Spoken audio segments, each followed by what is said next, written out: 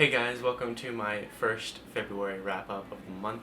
This is going to be actually my first really real weekly wrap-up. I tried to do this about a year ago, almost exactly a year ago actually. I tried to do it in March of last year and failed completely. Whatever. Anyway, I'm going to do this now, and I'm hopefully going to do it for the rest of the month and possibly after that, because I've already read 6 things this month. I've gotten through 6 things, and if I keep going in that same direction for the rest of the month, then by the end of the month I'm going to have way too much to talk about. And I don't want to post another 25-minute video of a wrap-up like I did yesterday with my January wrap-up that no one wants to watch because it's 25 minutes long. So I got through 4 audiobooks and an ebook and an ebook novella. The very first thing that I finished this week was A Tale for the Time Being by Ruth Ozeki. This basically follows a woman who lives in California who finds this journal written by a young Japanese girl. It has washed up on the beach because of a tsunami, a real-life tsunami that happened in Japan. And this woman named Ruth, actually, author named the character after herself, Ruth, finds this journal, takes it home and starts reading it, and starts learning a bit about the girl who wrote its life. And the girl who wrote it is named Now, and her journal that is washed up on the beach. She first started writing about her grandmother, and her grandmother's this nun that's super peaceful and that she's learned a lot from, and she wants to basically document her grandmother's life, but kind of ends up skewing off from that quite a bit very early on into just the craziness that is her life. Her father is suicidal, everyone that is around her in school and everyone she knows is awful to her. She is picked on relentlessly. She used to live in California and had to move back to Japan because of her father's job. Her father lost his job in California. They moved back to Japan. She is Japanese, but the kids at school really pick on her from having come from California. And they just basically are terrible, terrible people to her. And in turn, she kind of becomes this really withdrawn, really socially inept. And as we follow Ruth reading along with Now's journal, Ruth kind of deals with own things in her life. She has been writing this book, this memoir, for a while and is having trouble with it. And just a lot of the stuff that we read about that happens to Now is extremely infuriating, extremely frustrating. A lot of this book is really frustrating. A lot of the characters are really frustrating. Now herself is really frustrating.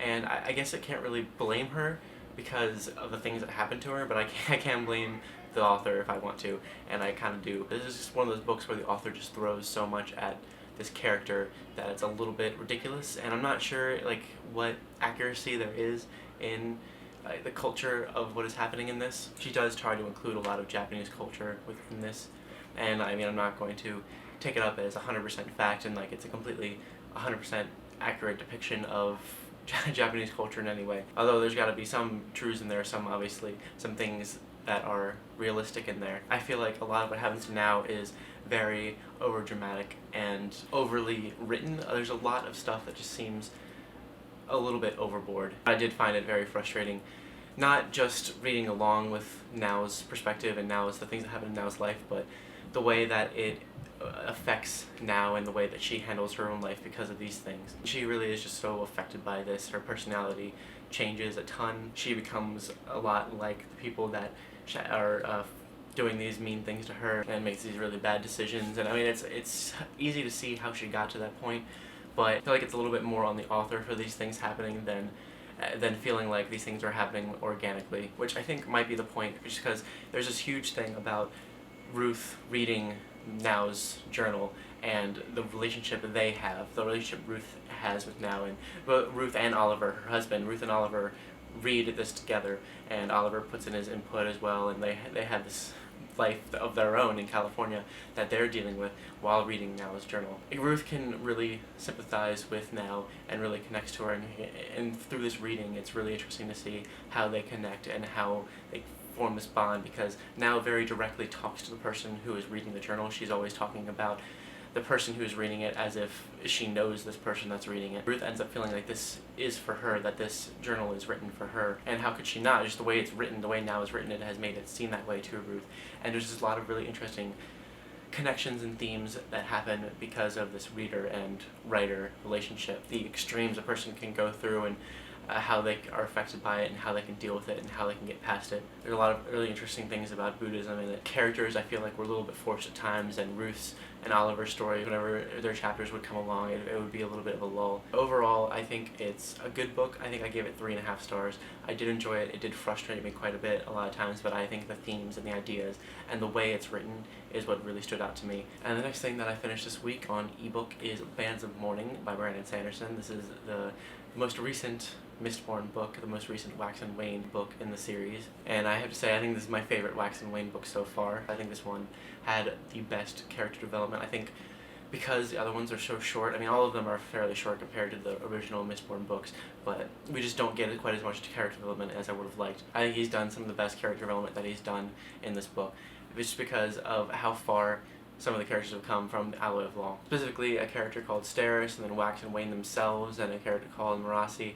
They're all amazing, and I've just fallen in love with all of them. They're all really great characters, and I didn't feel the way that I felt about them now when I read the original Alloy of Law book. I really liked the original Alloy of Law book, and I did like Shadows of Self as well, but this one just really pushed it for me. Mostly for that, but also because of the story. I felt like the story was a lot of fun. I feel like this really picked up the pace, because I feel like Shadows of Self was very much in one place. I mean, it all took place in the same city, and there's a lot of cool stuff happening, and there was a lot of crazy stuff happening, and there was a lot of big stuff happening, but this book I feel like was more of an adventure, was more fun to read in general, and just the amount of new information we've gotten from this book specifically was really cool. There's a lot of new things about the Cosmere, new things about this world that Mistborn takes place on, and I just really loved it a lot. I can't really say much more than that because it's the 6th book in a series, and you need to go read all of those before you can really know more about this one, but just know that this one is fantastic, and I give it 5 stars.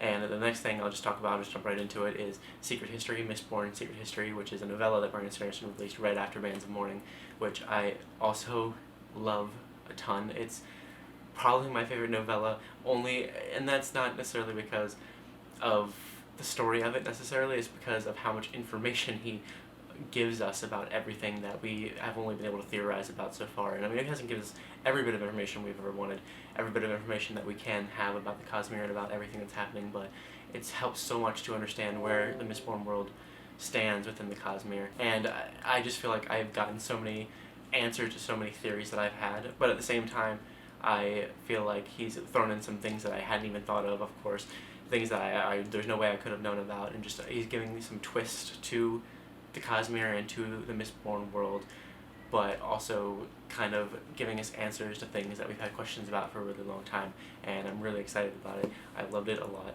and I love I wish I could talk more about it, but I can't. I loved it. I gave it 5 stars. I don't know if anybody else loved it as much as people who are obsessed with the Cosmere do.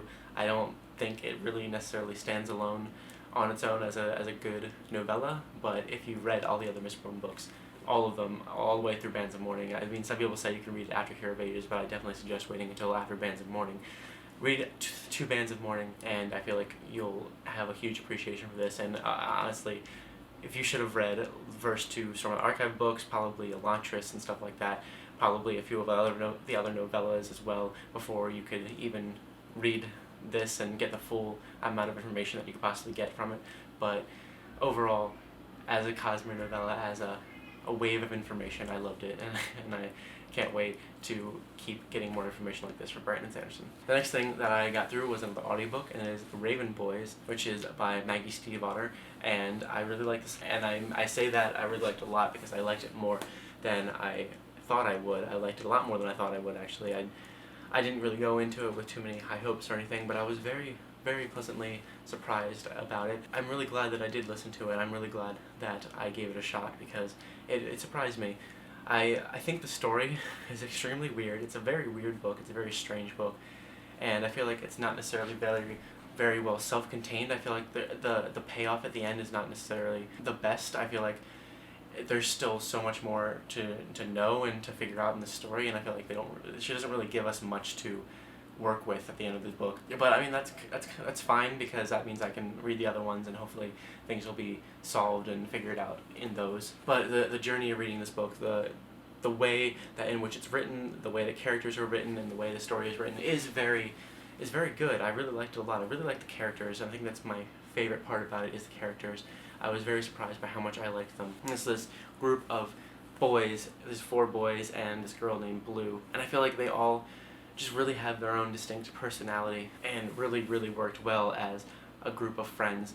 And really, the premise of this story, it kind of turns me off from reading it. It's what's been turning me off from reading it, because the way it's explained sometimes is that Blue is told that can never kiss her true love, or her true love will die. Her true love will die if she ever kisses them.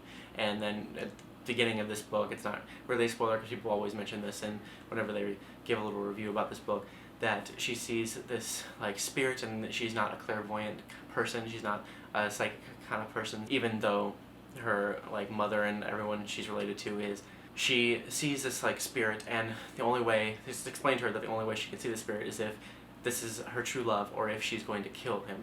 And that premise really sounds kind of cheesy to me, and I didn't expect it to work, and it kind of did actually, because she doesn't focus way too much on the romance in this book. At least she focuses more on the friendship that Blue has with these 4 boys. While there is some like romantic aspects of it, there's like just a little bit of a budding romance happening.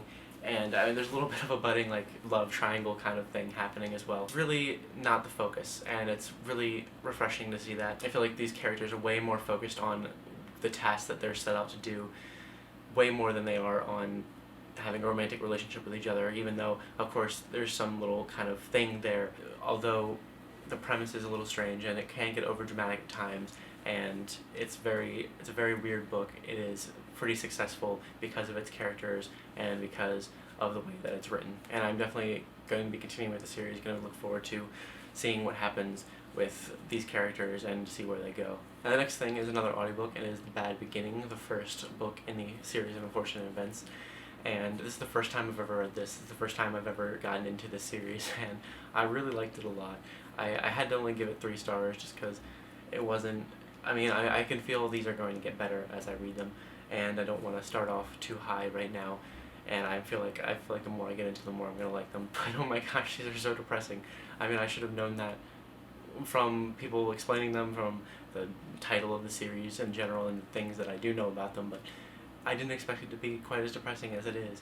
Like Count Olaf wanting to marry this 14-year-old girl, and just, it's really, really weird and messed up, and it's kind of great, and I kind of love it for that. But obviously it's not like any perfect by any means, and if I'd read this a long time ago, then I probably would give it 5 stars, but overall I think it's a very satisfying read. It's very, very satisfying to finally have read this and to know the story of this one, and I can't wait to keep on going with them. I feel like these unfortunate kids are really going to grow on me the more I read this, and I love Lemony Snicket's writing.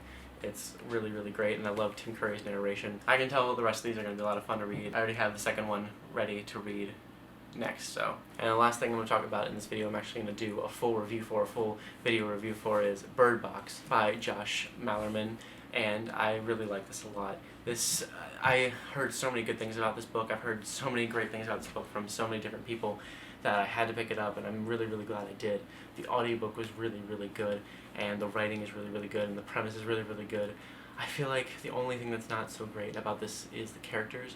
I did really end up liking the characters and did end up feeling things towards them, but some of them feel very one-dimensional, and like they're there only specifically for one reason, and even the main character, sometimes I had trouble connecting with her, but the premise alone and the way it's written alone makes up for that, and I'm going to talk about that more in the video review. Basically, it's got a lot of horror elements, a lot of suspense elements in it. The world has been affected by this unknown entity, this unknown thing that no one really knows what it is, that if you look at it, it's basically figured out if you look at something, then you'll be driven crazy and either kill everyone around you or kill yourself.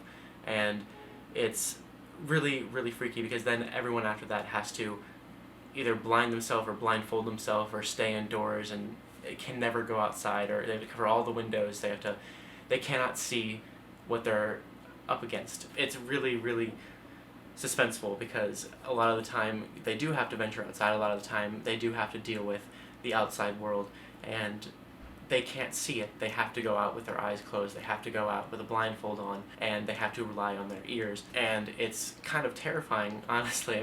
It's really hard for me to get scared by a book, and I don't think this book necessarily scared me, but it did put me on the edge of my seat the entire time I was listening to it because of just how suspensefully written it is. It's the writing is very successful for the premise, and I feel like that's its very strongest point, is how successfully the author was able to bring this idea into the world and make it so difficult to listen to, make it so difficult to read, because just imagining being in the situation is just terrifying. So I'm really, really glad that I listened to this. I'm really happy to have finally read it after getting so many recommendations to read it, and I'm going to do a full review of it because I really liked it a lot. I actually give it 4 stars because of some of the problems that I have with the characters, but I'll explain that more in the review, so be on the lookout for that. But that's the end of what I want to talk about today. That's the end of what I've read this week, and I actually really liked this a lot better than the possibility of having to review all of these plus a bunch more at the end of the month. So I'm definitely going to try this again next week. I'm not sure